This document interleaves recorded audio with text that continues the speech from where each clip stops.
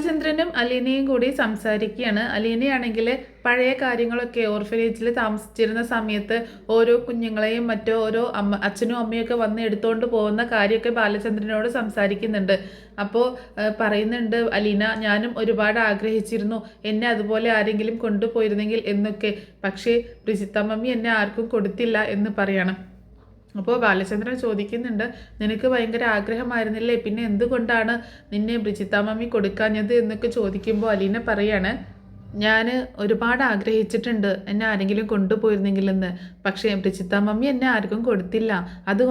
അതെന്തുകൊണ്ടായിരിക്കാം നിന്നെ ആർക്കും കൊടുക്കാഞ്ഞത് എന്ന് ബാലചന്ദ്രൻ ചോദിക്കുമ്പോൾ അലീന പറയുന്നുണ്ട്, എന്നെ ഈ അച്ഛന് തരാൻ വേണ്ടിയിട്ട് എന്നെ കാത്തു സൂക്ഷിച്ചു വെച്ചതായിരുന്നു എന്ന് പറയാട്ടോ. അത് കേട്ടപ്പോൾ ബാലചന്ദ്രന് ഒരുപാട് സന്തോഷമാവുന്നുണ്ട്. അയാൾ അലീനയുടെ കൈ ഇങ്ങനെ പിടിക്കുകയാണ്. എന്നിട്ട് ആ കൈപ്പത്തിക്കുള്ളിൽ ഇങ്ങനെ ഉമ്മ വെക്കുക കേട്ടോ. ഭയങ്കര സ്നേഹത്തോട് കൂടിയിട്ട് ഒരു അച്ഛൻ്റെ വാത്സല്യത്തോട് കൂടിയിട്ടാണ് ഉമ്മ വെക്കുന്നത്. അത് അലീനയ്ക്ക് ഭയങ്കര സന്തോഷം നൽകുകയാണ്. അലീനയാണെങ്കിൽ ആ കൈ എടുത്തുകൊണ്ട് തൻ്റെ നെറുകയിൽ കൊണ്ടുപോയി വെക്കുക കേട്ടോ. അച്ഛൻ നെറുകയിൽ ഉമ്മ വെച്ച ആ ഒരു ഫീലിന് അങ്ങനെ നെറുകയിൽ കൊണ്ടുപോയി വെക്കുകയാണ്. എനിക്ക് ഒരുപാട് സന്തോഷമുണ്ട് സാർ, എനിക്ക് ഇങ്ങനെ ഒരു അച്ഛനെ കിട്ടിയതിൽ, ഈ അച്ഛൻ്റെ മകളാവാൻ കഴിഞ്ഞതിൽ എനിക്ക് ഒരുപാട് സന്തോഷമുണ്ട് എന്ന് പറയുമ്പോൾ, വെറുതെ സന്തോഷം അങ്ങനെ പറഞ്ഞിട്ട് കാര്യമില്ല. എൻ്റെ മകളാവണമെങ്കിലേ, ഒറിജിനൽ എൻ്റെ മകളാവണമെന്നുണ്ടെങ്കിൽ ഇങ്ങനെ വാക്കുകൊണ്ട് പറഞ്ഞാൽ മാത്രം പോരാ എന്ന് പറയാണ് ബാലചന്ദ്രൻ. പിന്നെ എന്താ സാർ ചെയ്യേണ്ടത്, വേറെ എന്താ ഞാൻ ചെയ്യേണ്ടത് എന്ന് ചോദിക്കുമ്പോൾ, മക്കളാകുമ്പോൾ അച്ഛനെ എന്താ വിളിക്കുക, അച്ഛ എന്ന്. അപ്പോൾ പിന്നെ എൻ്റെ മകളല്ലേ നീ എന്നെ എന്ത് വിളിക്കണം, അച്ഛനെന്ന്. അപ്പോൾ അലീന ഇങ്ങനെ നാണിച്ചാട്ടോ പറയുന്നത്. എന്നാൽ പിന്നെ സമയം കളയണ്ട, വിളിച്ചോ എന്ന് പറയണ. എന്താ സാർ, അല്ല മകള് ഒരു അച്ഛന് അച്ഛ എന്നല്ലേ വിളിക്കുക, അല്ലാതെ സാർ എന്നാണോ? സമയം കളയാതെ വിളിച്ചോ, ഞാൻ കേൾക്കട്ടെ. അച്ഛനാണ്, അച്ഛനോടുള്ള പോലെ സ്നേഹമാണ് എന്നൊന്നും വെറുതെ പറഞ്ഞിട്ട് കാര്യമില്ലല്ലോ. അച്ഛനാണെന്നുണ്ടെങ്കിൽ എന്നാൽ അച്ഛ എന്ന് വിളിക്ക് എന്ന് പറയണം. അങ്ങനെ അലീന അച്ഛ എന്ന് വിളിക്കുന്നുണ്ട് കേട്ടോ. ഒന്നുകൂടി വിളിക്കുക, ഞാൻ കേട്ടില്ല എന്ന് പറയുമ്പോൾ വീണ്ടും അലീന ഇങ്ങനെ വിളിക്കുകയാണ്. ഒന്നുകൂടി വിളിച്ചാൽ ഞാൻ കേട്ടില്ല എന്ന് വീണ്ടും ബാലചന്ദ്രൻ പറയുമ്പോൾ, ഈ അച്ഛൻ്റെ ഒരു കാര്യം എന്ന് പറഞ്ഞിട്ട് അലീന പിന്നെ അവിടെ നിന്ന് ഓടിച്ചാടി പോവുക കേട്ടോ. അങ്ങനെ അലീന നേരെ ചെല്ലുന്നത് മുത്തശ്ശിയുടെ റൂമിലേക്കാണ്. മുത്തശ്ശിയുടെ റൂമിലേക്ക് ചെല്ലുമ്പോൾ മുത്തശ്ശി അലീനയുടെ ഈ സന്തോഷമൊക്കെ കണ്ടിട്ട്, എന്ത് പറ്റി, എന്താ നിനക്ക് ഇത്രയും സന്തോഷം എന്നൊക്കെ ചോദിക്കുമ്പോൾ, എൻ്റെ മുത്തശ്ശിയല്ലേ, എൻ്റെ ചക്കര മുത്തശ്ശിയല്ലേ എന്നൊക്കെ പറഞ്ഞ് മുത്തശ്ശിയെ അങ്ങനെ കൊഞ്ചിക്കുന്നുണ്ട് കേട്ടോ. അപ്പോൾ മുത്തശ്ശി ചോദിക്കുന്നുണ്ട്, ഈ പെണ്ണിൻ്റെ ഒരു കാര്യം, നീ എന്തിനാണ് ഇങ്ങനെ തുള്ളിച്ചാടുന്നത് എന്ന് ചോദിക്കുകയാണ് മുത്തശ്ശി. എൻ്റെ മുത്തശ്ശി, ഇന്ന് എന്താ ഉണ്ടായെന്നറിയാവോ, സാറ് എന്നോട് ഇനി സാറെന്ന് വിളിക്കരുതെന്നാണ് പറഞ്ഞേക്കുന്നത്. പിന്നെ എന്ത് വിളിക്കാനാ ബാലചന്ദ്രനെ, നീ പിന്നെ എന്താ വിളിക്കുന്നത്? സാറ് എന്നെ മോളായിട്ടല്ലേ കണ്ടേക്കുന്നത്, എന്നെ ദത്തെടുത്തു എന്നല്ലേ പറയുന്നത്. അപ്പോൾ ഇന്ന് മുതൽ ഇനി അച്ഛൻ എന്ന് വിളിക്കാനാണ് പറഞ്ഞിരിക്കുന്നത്. എനിക്ക് ഒരുപാട് സന്തോഷമായി മുത്തശ്ശി എന്ന് പറയട്ടോ. അച്ഛൻ എന്ന് വിളിക്കാനോ, അച്ഛാന്ന് വിളിക്കാനോ, അത് വൈദ്യ സമ്മതിച്ച് തരുമോ? അതൊന്നും എനിക്കറിയത്തില്ല മുത്തശ്ശി, എനിക്കറിയത്തില്ല. ഞാൻ ഇനി അങ്ങനെ വിളിക്കത്തുള്ളൂ. എന്നോട് സാറ് അങ്ങനെ പറഞ്ഞത്, സോറി എന്നോട് അച്ഛൻ അങ്ങനെയാണ് പറഞ്ഞത് മുത്തശ്ശി എന്ന് പറയാണ്. അപ്പോൾ മുത്തശ്ശിക്ക് അത് അത്രയ്ക്കണ്ട് ദഹിക്കുന്നില്ല കേട്ടോ. ഇത് ഒരുപാട് കൈവിട്ട് പോവുകയാണെന്ന് മുത്തശ്ശിക്ക് മനസ്സിലാവുകയാണ്. മുത്തശ്ശി പറയുന്നുണ്ട്, ഇതിപ്പോൾ ഇങ്ങനെ പോയി കഴിഞ്ഞാൽ എങ്ങനെ ഇത് ശരിയാവുക എന്നൊക്കെ ചോദിക്കുമ്പോൾ, ഇനി മുത്തശ്ശി എന്ത് പറഞ്ഞിട്ടും കാര്യമില്ല കേട്ടോ, എൻ്റെ അച്ഛനാണ് അത് എന്ന് പറയാണ് അലീന. ഞാൻ ഇനി അച്ഛ എന്നേ വിളിക്കുള്ളൂ, ആരൊക്കെ എന്തൊക്കെ പറഞ്ഞാലും ശരി എന്ന് പറയുന്നുണ്ട് കേട്ടോ. എന്നിട്ട് അലീന പറയുന്നുണ്ട്, ഇങ്ങനെ ഇരുന്നാലേ ശരിയാവത്തില്ലല്ലോ മുത്തശ്ശി, നമുക്ക് കുളിക്കണ്ടേ, കുളിച്ചൊന്ന് ഫ്രഷായിട്ട് പുതിയ ഡ്രസ്സൊക്കെ ഇടണ്ടേ, എത്ര ദിവസമായി മുത്തശ്ശി ഒന്ന് മര്യാദക്ക് കുളിച്ചിട്ടൊക്കെ ഒന്ന് എണ്ണൊക്കെ തേച്ച് നമുക്ക് കുളിക്കാം എന്നൊക്കെ പറയണം. അങ്ങനെ അലീന മുത്തശ്ശിയെ കുളിപ്പിക്കാനും അതുപോലെ മറ്റ് കാര്യങ്ങളിലേക്കൊക്കെ പോവാണ്. അതേസമയം കാണിക്കുന്നത് വൈജയന്തി റെഡിയായിട്ട് റൂമിൽ നിന്ന് ബാഗൊക്കെ എടുത്തുകൊണ്ട് വരുന്നതാട്ടോ. തൻ്റെ സാധനങ്ങളൊക്കെ എടുത്തുകൊണ്ട് വരുന്നതാണ് കാണിക്കുന്നത്. അപ്പോൾ വൈജയന്തി ഇങ്ങനെ റെഡിയായി വന്നിട്ട് കൃഷ്ണയെ വിളിക്കുന്നുണ്ട്. കൃഷ്ണയെ, ബബിതയെ, രോഹിത്തെ ഇങ്ങോട്ടേക്ക് വന്നേ എന്ന് പറഞ്ഞിട്ട് വിളിക്കുക കേട്ടോ. അങ്ങനെ അവർ 3 പേരും താഴേക്ക് ഇറങ്ങി വരുന്നുണ്ട്. ആ സമയത്ത് അവർ ചോദിക്കുന്നുണ്ട്, അമ്മ എന്താ രാവിലെ തന്നെ അമ്മ ഇങ്ങോട്ടാണ് പോകാൻ നിൽക്കുന്നത്, ബാങ്കിലേക്കാണോ എന്ന് ചോദിക്കുമ്പോൾ, ഇന്ന് ബാങ്കില്ലല്ലോ, പിന്നെ അമ്മ എങ്ങോട്ടാണ് പോകുന്നത് എന്ന് ചോദിക്കുകയാണ് ബബിത. ഞാൻ കൊല്ലപ്പള്ളിയിലേക്ക് പോവുകയാണ്. അതെന്താ അമ്മ ഇത്രയ്ക്ക് അത്യാവശ്യമായിട്ട്, അമ്മ എന്താ ബാഗൊക്കെ എടുത്തുകൊണ്ട് പോകുന്നത്, അമ്മ വീണ്ടും വീട് വിട്ട് പോവുകയാണോ എന്ന് ചോദിക്കുമ്പോൾ, അതെ, ഞാൻ ഇനി ഇവിടെ താമസിക്കുന്നില്ല, എനിക്ക് ഇങ്ങനെ ഗതികെട്ട് ഒരു അനാഥയായ ഒരു പെണ്ണിൻ്റെ കൂടെ ഞാൻ പറഞ്ഞിട്ട് എൻ്റെ വാക്ക് കേൾക്കാതെ വീണ്ടും തിരിച്ചു വിളിച്ചു കൊണ്ടുവന്ന ആ അലീനയുടെ കൂടെ ഇനി എനിക്കിവിടെ ജീവിക്കാൻ പറ്റത്തില്ല. ഞാൻ അതുകൊണ്ട് എൻ്റെ വീട്ടിലേക്ക് പോവാണ്. എൻ്റെ കൂടെ നിങ്ങളും വരണം എന്ന് പറയട്ടോ. അത് കേട്ടതും അവർ 3 പേരും ആകെ ഷോക്കാവുന്നുണ്ട്. അമ്മ എന്തൊക്കെയാണ് പറയണത്? കൊല്ലപ്പള്ളിയിൽ പോയി താമസിക്കാനോ? എത്ര ദിവസമെന്ന് വെച്ചാണ് അവിടെ താമസിക്കുക എന്ന് ചോദിക്കുമ്പോൾ നമ്മളെല്ലാവരും ഇവിടെ നിന്ന് പോയി കഴിഞ്ഞാൽ അച്ഛൻ എന്താണെങ്കിലും അവളെ പറഞ്ഞയച്ചോളും. പിന്നെ അച്ഛനും അവളെ ഇവിടെ തനിച്ച് താമസിക്കത്തൊന്നുമില്ലല്ലോ. അതുകൊണ്ട് നിങ്ങൾ എൻ്റെ കൂടെ വരണം എന്ന് പറയുമ്പോൾ കൃഷ്ണ പറയുന്നുണ്ട്, അമ്മ എന്തിനാണ് ഇങ്ങനെ വാശി പിടിക്കുന്നത്? ഞാൻ എന്തായാലും വരില്ല. അച്ഛനെ അലീന ചേച്ചിയൊന്നും വിട്ട് ഞാൻ വരത്തില്ല. ബബിതേച്ചിയോട് പറയുന്നുണ്ട്. ബബിതയോട് പറയുന്നുണ്ട് കൃഷ്ണ, ബബി ചേച്ചി അച്ഛൻ പറഞ്ഞത് ഓർമ്മയുണ്ടല്ലോ, അച്ഛനാണ് നമ്മുടെ എല്ലാ കാര്യങ്ങളും നോക്കുന്നത്. അമ്മയല്ല ഇത്രയും നാൾ നോക്കിയത്. ഇപ്പോൾ അമ്മയുടെ കൂടെ പോയി കഴിഞ്ഞാൽ പിന്നീട് ദുഃഖിക്കേണ്ടി വരും എന്നൊക്കെ പറയാണ് കൃഷ്ണ. അപ്പോൾ അവർ രണ്ടുപേരും ഇങ്ങനെ മടിച്ച് നിൽക്കുകയാണ്. ആ സമയത്ത് കൃഷ്ണയോടാണെങ്കിൽ ദേഷ്യപ്പെട്ട് സംസാരിക്കുകയാണ് വൈജയന്തി. നീ ഒരച്ഛൻ്റെ മോള് വന്നേക്കുന്നത്, എടി നിന്നെ ഞാനാടി പ്രസവിച്ചത്, നിന്നെ ഇത്രയും വളർത്തി വലുതാക്കിയത് ഞാനാടി എന്നൊക്കെ പറഞ്ഞിട്ട് അവളോട് ഇങ്ങനെ ദേഷ്യപ്പെടുന്നുണ്ട് കേട്ടോ. എന്നിട്ട് പറയുന്നുണ്ട്, ശരി, ഒരു കണക്കിന് നിങ്ങൾ വരാതിരിക്കുന്നതാണ് നല്ലത്. അച്ഛനെയും അവളെയും ഇവിടെ തനിച്ച് വിട്ടിട്ട് പോകാനൊന്നും പറ്റത്തില്ല. അതുകൊണ്ട് നിങ്ങൾ ഇവിടെ തന്നെ നിൽക്കുക. എന്താണെങ്കിലും ഞാൻ മുത്തശ്ശിയും കൂട്ടിയിട്ട് ഞാൻ പോവുകയാണ്. തൽക്കാലം എനിക്ക് മാറി നിന്നേ പറ്റത്തുള്ളൂ എന്നൊക്കെ പറയാണ്. പിന്നെ അച്ഛൻ്റെ കാര്യങ്ങൾ അവൾക്ക് പൂർണ്ണമായിട്ട് അവൾക്ക് അച്ഛനെ വിട്ടുകൊടുക്കരുത്. അവളെ മകളായിട്ട് അംഗീകരിച്ചേക്കല്ലേ, അതല്ലേ ഇവിടെ നടന്നുകൊണ്ടിരിക്കുന്ന അംഗങ്ങൾ. അതുകൊണ്ട് നിങ്ങൾ ഒരിക്കലും നിങ്ങളുടെ അച്ഛനെ അവൾക്ക് വിട്ടുകൊടുക്കരുത്. നിങ്ങളുടെ അച്ഛനാണ്. നിങ്ങൾ അച്ഛനെ കാര്യങ്ങളൊക്കെ നോക്കി അച്ഛനെ ചേർത്ത് പിടിച്ച് നിങ്ങൾ നിൽക്കണം. അല്ലാതെ പൂർണ്ണമായും നിങ്ങൾ അവൾക്ക് വിട്ടുകൊടുക്കാൻ നിൽക്കരുത് എന്നൊക്കെ പറയാണ് വൈജ മക്കളോട് കേട്ടോ. എന്നിട്ട് പറയുന്നുണ്ട്, പിന്നെ ദത്തുപുത്രി ആ ഒരു സ്ഥാനമല്ലേ, അത് എന്താ വേണ്ടതെന്നൊക്കെ എനിക്കറിയാം. വാക്കുകൊണ്ടൊന്നും ദത്തുപുത്രി ആവത്തില്ല. എന്തെങ്കിലുമൊക്കെ പറഞ്ഞ് ഒരാളെ ദത്തെടുക്കാനൊന്നും പറ്റത്തില്ല എന്നൊക്കെ പറയണേ. അവളുടെ കാര്യത്തിൽ ഞാനൊരു തീരുമാനമാക്കിക്കോളാം എന്നൊക്കെ പറയുന്നുണ്ട്.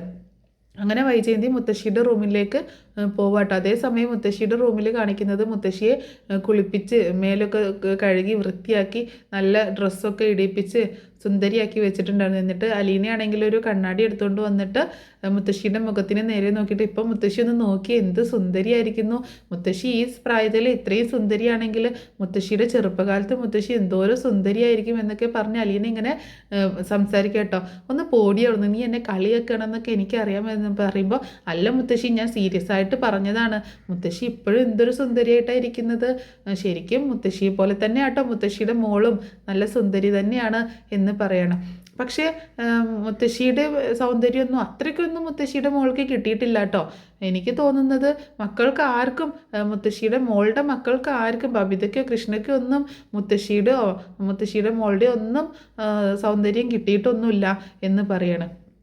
എനിക്ക് തോന്നുന്നത് എനിക്കായിരിക്കും എങ്ങനെ പറഞ്ഞുകൊണ്ട് നിൽക്കട്ടെ. നിനക്ക് എങ്ങനെ കിട്ടാനാണ് എൻ്റെ സൗന്ദര്യം എന്ന് ചോദിക്കുകയാണ് മുത്തശ്ശി കേട്ടോ. ചിലപ്പോൾ ഞാൻ ഇത്രയും നാൾ മുത്തശ്ശിയെ നോക്കിയത് ഞാനല്ലേ, അങ്ങനെ എങ്ങാനും എനിക്ക് സൗന്ദര്യം കിട്ടിയിട്ടുണ്ടെങ്കിലോ എന്നൊക്കെ അലീനയും പറയുന്നുണ്ട്. ആ സമയത്താണ് വൈജ അങ്ങോട്ടേക്ക് വരുന്നത്. വൈജ ഡോറ് തള്ളി തുറന്നുകൊണ്ട് വരികയാണ്. അപ്പോൾ ഇവർ ഭയങ്കര ചിരി കളിയിലൊക്കെ ആയി നിൽക്കുന്നത് കണ്ടപ്പോൾ വൈജയ്ക്ക് ദേഷ്യം വരുന്നുണ്ട് കേട്ടോ. എന്നിട്ട് വൈജ അകത്തേക്ക് തള്ളിക്കറിയണം. അമ്മേ വാ നമുക്ക് പോവാം എന്ന് പറയണം. പോവാനോ? ഇങ്ങോട്ട്? നമ്മൾ കൊല്ലപ്പള്ളിയിലേക്ക് പോവാണ്, ഇനി നമ്മളിവിടെ താമസിക്കുന്നില്ല എന്ന് പറയട്ടോ. നീ എന്താ വൈജ ഈ പറയുന്നത്? കൊല്ലപ്പള്ളിയിലേക്ക് പോവാനോ? ഇതല്ലേ നമ്മുടെ വീട്, ഇതല്ലേ നിൻ്റെ വീട്, നീ ഇവിടെ അല്ലേ താമസിക്കേണ്ടത്. അമ്മയുടെ വീട് ഇതല്ലല്ലോ. എന്താണെങ്കിലും അമ്മ കൊല്ലപ്പള്ളിയിലേക്ക് പോകണം. അപ്പോൾ അമ്മയുടെ കൂടെ ഞാനും വരികയാണ്. ഞാനിവിടെ ജീവിക്കത്തില്ല. ഇവളേതായാലും തിരിച്ചു വന്നേക്കല്ലേ, ഇവളിവിടെ ജീവിക്കട്ടെ എന്ന് പറയാട്ടോ. അപ്പോൾ അലീന പറയുന്നുണ്ട്, മാഡം ഇങ്ങനെ പിണങ്ങി പോയി കഴിഞ്ഞാൽ അച്ഛന് ഭയങ്കര വിഷമമായിരിക്കും എന്ന് പറയട്ടോ. അച്ഛനോ? ആരുടെ അച്ഛൻ എന്ന് ചോദിക്കുമ്പോൾ, അതായത് സാറ് എൻ്റെ അച്ഛനാണ്, അപ്പോൾ മാഡം എൻ്റെ അമ്മയാണ് എന്ന് പറയട്ടോ. അതാണ് സത്യം എന്ന് പറയുമ്പോൾ, നിൻ്റെ അമ്മയോ? ആര്? ഞാനോ? എന്നെങ്ങാനോ അമ്മയെന്ന് വിളിച്ചുകൊണ്ട് വന്നിട്ടുണ്ടെങ്കിലേ കുറ്റിച്ചോലെടുത്ത് മുഖത്തേക്കടിക്കും ഞാൻ എന്ന് പറഞ്ഞ് ദേഷ്യപ്പെടുകയാണ്. അവളൊരു മകള് വന്നേക്കുന്നു, വേറെ വല്ലവരുടെ പോയി കളിക്കുന്നത് പോലെ എൻ്റെ അടുത്തോട്ട് വരണ്ട കേട്ടോ. ഞാൻ നേരത്തെ തന്നെ നിന്നോട് പറഞ്ഞു കഴിഞ്ഞു, എൻ്റെ മകളാവണമെങ്കിൽ എൻ്റെ വയറ്റിൽ ജനിക്കണം, അല്ലാത്തവരൊന്നും എൻ്റെ മക്കളല്ല എന്ന് പറയാണ് വൈജയന്തി. ആ സമയത്ത് അലീന പറയുന്നുണ്ട്, അമ്മയുടെ വയറ്റിൽ തന്നെയാണ് ഞാൻ ജനിച്ചത്. അങ്ങനെ പറയുമ്പോൾ, എൻ്റെ വയറ്റിലാണ് നീ ജനിച്ചതെന്നോ? അപ്പോൾ മുത്തശ്ശി ആകെ ഷോക്കായി പോകട്ടെ അത് കേട്ടപ്പോൾ. അമ്മയ്ക്ക് മാഡത്തിന് അങ്ങനെ കരുതിയാൽ പോരെ, അപ്പോൾ പ്രശ്നമൊക്കെ തീർന്നില്ലെന്ന് ചോദിക്കുമ്പോൾ, എൻ്റെ വാലിരിക്കുന്നത് കേൾക്കാൻ നിൽക്കണ്ട, അവളൊരു മകൾ വന്നേക്കുന്ന, എനിക്ക് 3 മക്കളേ ഉള്ളൂ. എൻ്റെ രോഹിയാണ് എൻ്റെ മൂത്ത മകൻ. എൻ്റെ രോഹിയും ബബിതയും കൃഷ്ണയും, അല്ലാതെ എനിക്ക് വേറെ മക്കളൊന്നുമില്ല എന്ന് പറയുമ്പോൾ അലീന ചോദിക്കുന്നുണ്ട്, രോഹിത്താണോ മാഡത്തിൻ്റെ മൂത്ത മകൻ എന്ന് ചോദിക്കട്ടോ. വീണ്ടും അതൊന്ന് എടുത്തു വെച്ചുകൊണ്ട് ചോദിക്കട്ടോ. അപ്പോൾ വൈജയന്തിയും മുത്തശ്ശിയും ആകെ ഒന്ന് ഷോക്കാവുന്നുണ്ട് കേട്ടോ. അതെന്താ നീ അങ്ങനെ ചോദിച്ചത്? അല്ല, ഞാൻ ചോദിച്ചെന്നേ ഉള്ളൂ, രോഹിത്താണോ മൂത്തത് എന്ന് ഞാൻ ചോദിച്ചെന്നേ ഉള്ളൂ എന്ന് പറയണം. നീ ഒരുപാട് അർത്ഥം വെച്ചുള്ള ചോദ്യങ്ങളൊക്കെ ചോദിക്കാൻ തുടങ്ങിയിട്ട് കുറച്ച് ദിവസമായി, അത് എൻ്റെ അടുത്ത് ഇനി വേണ്ട എന്ന് പറയണം. എന്നിട്ട് മുത്തശ്ശിയുടെ സാധനങ്ങളൊക്കെ എടുത്ത് പാക്ക് ചെയ്യാട്ടോ. മുത്തശ്ശിയും ആകെ ടെൻഷനായിട്ട് നിൽക്കുകയാണ്. ഇവിടുന്ന് പോവാണെന്ന് കേട്ടതോട് കൂടിയിട്ട് മുത്തശ്ശിക്കും ആകെ ടെൻഷനാവുന്നുണ്ട്. മുത്തശ്ശി പറയുന്നുണ്ട്, എടി വൈജയ് നീ ഒന്നുകൂടെ ആലോചിച്ചിട്ട് എന്ന് പറയുമ്പോൾ, ഞാൻ ഇനി ഒന്നും ആലോചിക്കാനില്ല, അമ്മ റെഡിയായി നിൽക്കല്ലേ, ഇനി വാ നമുക്ക് പോകാം എന്ന് പറയുന്നുണ്ട്. അങ്ങനെ മുത്തശ്ശിയെ എഴുന്നേൽപ്പിക്കാൻ നോക്കുമ്പോൾ അലീനെ കൂടി പിടിക്കട്ടോ. നീ പിടിക്കേണ്ട, ഞാൻ തന്നെ കൊണ്ടുപോയിക്കോളാം എന്ന് പറയുമ്പോൾ, നീ ഒന്ന് പോയേ, നീ അന്ന് എന്നെ തന്നെ കൊണ്ടുപോയിട്ട് ഞാൻ വീണത് ഓർമ്മയില്ലേ, ഇനി അവളുകൂടി പിടിച്ചിട്ട് ഞാൻ പുറത്തേക്ക് ഇറങ്ങുന്നുള്ളൂ എന്ന് പറയണം മുത്തശ്ശി. അങ്ങനെ അലീനയും വൈജയും കൂടി ചേർന്ന് മുത്തശ്ശിയെ പുറത്തേക്ക് ഇറക്കട്ടോ. അതേസമയം ബബിതയോട് പറഞ്ഞിട്ട് ആ ബാഗൊക്കെ എടുത്ത് വണ്ടിയിലേക്ക് കൊണ്ടുപോയി വെക്കാൻ പറയുന്നുണ്ട്. അങ്ങനെ ഫ്രണ്ടിലെ ഡോറ് തുറന്നിട്ട് മുത്തശ്ശി ആ കാറിലേക്ക് കയറ്റി വൈജയും കാറിൽ കയറി പോവുകയാണ്. എന്ത് പറയണമെന്നറിയാതെ ആകെ ഇങ്ങനെ എന്താ പറയുക, ആകെ ടെൻഷൻ അടിച്ച് നിൽക്കട്ടോ. പക്ഷെ അതിൻ്റെ മുന്നേ പറയാൻ വിട്ടൊരു കാര്യമുണ്ട്. നമ്മുടെ വൈജയന്തി ആണെങ്കിൽ പോകുന്നതിന് മുൻപ് ബാലചന്ദ്രനെ കണ്ട് നല്ല സംസാരിച്ചിട്ടാണ് പോണേ. ബാലചന്ദ്രൻ്റെ അടുത്തേക്ക് ചെല്ലുന്നുണ്ട് കേട്ടോ. ഈ മുത്തശ്ശിയുടെ അടുത്തേക്ക് വരുന്നതിന് മുൻപ് പറയാൻ വിട്ടുപോയൊരു കാര്യമാണ്. ബാലചന്ദ്രനോട് ചെന്ന് പറയുന്നുണ്ട്, ഞാൻ ഇനി ഇവിടെ ജീവിക്കാൻ ഉദ്ദേശിക്കുന്നില്ല, ഒന്നുകിൽ അവൾ അല്ലെങ്കിൽ ഞാൻ എന്ന് പറയുമ്പോൾ, ഇവിടെ താല്പര്യമില്ലാത്തവർക്ക് ഇവിടെ നിന്ന് ഇറങ്ങി പോകാം എന്ന് ബാലചന്ദ്രൻ പറയാട്ടോ. എന്താണെങ്കിലും ഇതിനൊരു തീരുമാനം ഉണ്ടാക്കിയിട്ട് ഞാൻ ഇങ്ങോട്ടേക്ക് വരത്തുള്ളൂ, എൻ്റെ ജീവിതം വെച്ച് കളിക്കാൻ ഞാൻ ആരെയും സമ്മതിക്കത്തില്ല എന്നൊക്കെ പറയുമ്പോൾ, എൻ്റെ ജീവിതമാണ് ഇല്ലാതായി പോയത് നിൻ്റെ കൂടെ ജീവിച്ചിട്ട് എന്നൊക്കെ വൈജയന്തിയോട് നന്നായിട്ട് ബാലചന്ദ്രനും പറയുന്നുണ്ട് കേട്ടോ. അപ്പോൾ നല്ല മറുപടിയും കൊടുക്കുന്നുണ്ട്. അങ്ങനെ വളരെ ദേഷ്യപ്പെട്ടിട്ടാണ് വൈജയന്തി മുകളിൽ നിന്ന് ഇറങ്ങിപ്പോരുന്നത്. അങ്ങനെ വൈജയന്തി മുത്തശ്ശിയും കൂട്ടിയിട്ട് വീട്ടിലേക്ക് പോവാണ്. അപ്പം മനു ഏതായാലും വന്നിട്ടുണ്ടല്ലോ. ഇവർ കയറി ചെല്ലുന്ന സമയത്ത് മനു അവിടെ ഉണ്ട് കേട്ടോ. മനു ഉണ്ടായപ്പോൾ വൈജയ്ക്ക് കൂടുതൽ ദേഷ്യമാണ് മനുവിൻ്റെ അടുത്ത്. കാരണം മനു ഇതിലൊന്നും ഇടപെടുന്നില്ല, അവർക്ക് സപ്പോർട്ടായിട്ട് നിൽക്കുന്നതുകൊണ്ട് ഭയങ്കര ദേഷ്യമാണ്. മനു ചോദിക്കുന്നുണ്ട്, വൈജയന്തി എന്തിനാണ് ഇങ്ങനെയൊക്കെ ചെയ്യുന്നത്? അവിടുത്തെ പ്രശ്നങ്ങൾ ഒന്നുകൂടി വഷളാവത്തല്ലേ ഉള്ളൂ, എങ്ങനെയെങ്കിലും അത് രമ്യതയിൽ പരിഹരിക്കാൻ നോക്കാതെ ഇങ്ങനെ എടുത്തൊരു തീരുമാനം ശരിയായില്ല എന്നൊക്കെ പറയുമ്പോൾ, നീ അല്ലെങ്കിലും അങ്ങനെയല്ലേ പറയുള്ളൂ, നീ അവരുടെ സൈഡല്ലേ നിൽക്കുന്നത്, നിനക്ക് കുടുംബത്തിലുള്ള ആൾക്കാരൊന്നും അല്ലല്ലോ വലുത്, പുറത്തുനിന്ന് വന്ന് കയറിയ ആൾക്കാരൊക്കെ അല്ലേ എന്ന് പറഞ്ഞിട്ട് മനുവിനെ കുറ്റപ്പെടുത്താട്ടോ.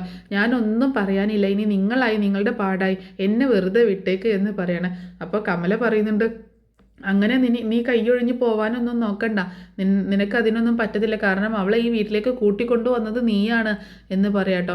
ഞാനല്ല ഈ വീട്ടിലേക്ക് കൂട്ടിക്കൊണ്ടുവന്നത്, ഞാൻ കൊണ്ടുവന്ന ഒരു ആൾ മാത്രമേ ഉള്ളൂ, പക്ഷെ അവളെ ഇങ്ങോട്ടേക്ക് കൊണ്ടുവരാൻ തീരുമാനിച്ചത് മുത്തശ്ശനാണ്. അച്ഛൻ മരിച്ചു പോയില്ല, അതുകൊണ്ട് ഇനി നിനക്ക് എന്ത് വേണമെങ്കിലും പറയാലോ, എല്ലാവരും അത് വിശ്വസിച്ചോളുമല്ലോ എന്നൊക്കെ പറഞ്ഞ് കമലയും വൈജയും മനുവിനോട് ദേഷ്യപ്പെട്ടുകൊണ്ട് സംസാരിക്കുന്നുണ്ട്. അപ്പോൾ ഇത്രയൊക്കെ ഉള്ളൂ നാളത്തെ എപ്പിസോഡിൽ സംഭവിക്കാൻ പോകുന്ന കാര്യങ്ങൾ കേട്ടോ. അപ്പോൾ സ്റ്റോറി ഇഷ്ടമായിട്ടുണ്ടെങ്കിൽ ഒന്ന് സപ്പോർട്ട് ചെയ്യാൻ മറക്കരുത്.